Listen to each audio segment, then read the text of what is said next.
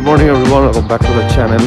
ঠান্ডা আছে তাই জন্য আমি তো আন্ডার এস্টিমেট করেছিলাম, বুঝতেও পারিনি। মামের চাদর নিয়ে এসেছি কারণ ভালো রকম ঠান্ডা হয়েছে। আমরা তো হাফাতা পড়ে আছি, যাতা অবস্থা, ভালো রকম ঠান্ডা। এখান থেকে স্টেশন খুবই কাছে, বাট স্টিল আধ ঘন্টা টাইম নিয়ে বেরোচ্ছি। 8টায় ট্রেন আমার। চলো টাটা।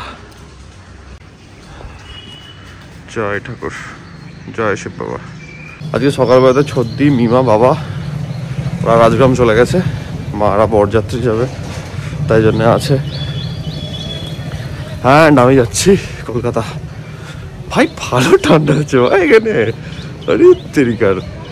সবাই এখানে মাফলার, জ্যাকেট এসব পরে আছে। ভাই কি অবস্থা, অবস্থা তো টাইট একদম পুরো। আমাদের টুকটুক দাদাও মাফলার, মাঙ্কি টুপি, জ্যাকেট সব পরে আছে। ট্রেন এখন 6 মিনিট লেট আপাতত।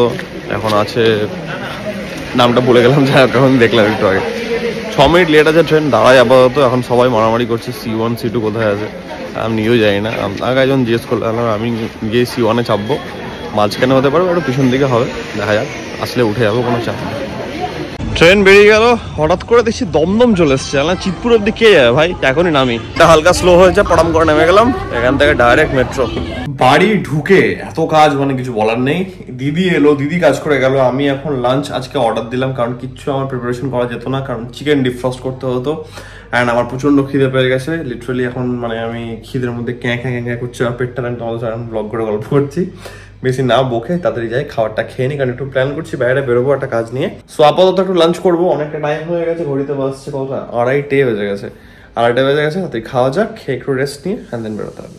লাঞ্চ করার পর বেরোলাম একটা শ্যুট করার জন্য আমাদের এই লোকাল এরিয়ার মধ্যে।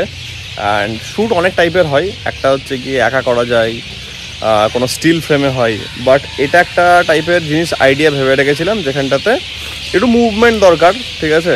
তারপর কিছু পার্টিকুলার অ্যাঙ্গেল আছে যে নিজে দেখতে গেলে বারবার টাইম লাগবে, যে আমি একটা পার্টিকুলার শোল্ডারের একটা সাইড প্রোফাইল থেকে একটা অ্যাঙ্গেল চাইছি। তো আমি ফোন করলাম তুহিনকে, ঠিক আছে। আমরা দুজন একসঙ্গে ওয়ার্কআউট করি, আমার সঙ্গে ওয়ার্কআউট করে, আমরা জিমে ওয়ার্কআউট করি। তো he is my guinea pig. জিমে কোনো ওয়ার্কআউটের সময় অ্যাঙ্গেল সেট করার জন্য আমাকে হেল্প করে। বললাম ভাই ফাঁকা আছিস, সময় দিতে পারবি একটু? তো ভাই ও আমাকে সময় দিল, এটা একটা অনেক বড় ব্যাপার। দামি মডেল, অনেক হাইফাই একজন মডেল আমাকে টাইম দিয়েছে। তো ব্যাপার এটাই, অনেকটা হেল্প করলো তুহিন আমাকে অ্যাঙ্গেলগুলো ধরতে। অ্যান্ড ফাইনালি শ্যুট কমপ্লিট হলো। বাড়ির লোকালিটির মধ্যেই একটা লোকেশনের মধ্যে হলো, বাট ভ্যারাইটি অ্যাঙ্গেল নিয়ে। এবার বাকিটা পুরোটা এডিটে যাবে, জানি না কি হবে। জায়গার মধ্যে অনেক ভালো শ্যুট হয়েছে একদম। তো তুহিন না থাকলে এটা হতো না, আমাকে অনেকটা হেল্প করলো পুরো শ্যুটটাতে। কারণ কিছু কিছু জিনিস আমি যদি একা করতে যেতাম, হয়তো এই সানলাইটের একটা ব্যাপার আছে, টাইম পেরিয়ে যেত, হতো কি হতো না জানি না। তো এটা একটা ব্যাপার, একসঙ্গে দুজন মিলে হলো, বেশ মজা হলো। আজকে তো আমি বাড়ি থেকে এলাম, আমার ভাই প্রচণ্ড ঘুম পাচ্ছে। বাড়ি গিয়ে আমি এবার লিটারালি ঘুমাবো, আমার চোখ খোলা রাখতে পারছি না আমি। যাই হোক, মজা হলো, শ্যুট হলো। আর এটার জন্য আমি একটা ক্লেম করতে পারি, এক্সকো প্রি ওয়ার্কআউট। এক্সকো প্রি ওয়ার্কআউট হয়ে যাবে, এক্সকো প্রি ওয়ার্কআউট ডিউ থাকলো, চাপ নাই। চলো বেরোই আমরা এখান থেকে, অ্যান্ড বাড়ি একটু রেস্ট নিতে হবে এবার।